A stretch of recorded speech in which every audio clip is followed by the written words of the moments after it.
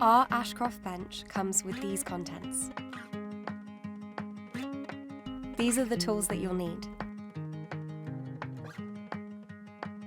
First, lay the planks on the floor with the logos facing upwards. Use a straight edge to align the planks. Then attach the 4 parts of the frame, ensuring the outside edges align. First drilling pilot holes through the corner plates and then screwing in the screws provided. If needed, screw the height adjustable feet into the bottom of the legs. Place the frame upside down on top of the bench planks, making sure to centralize the frame within the width and length of the bench.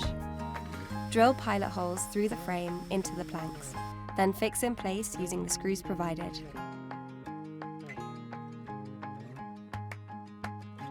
Take care turning over your bench. Now grab a brew and enjoy!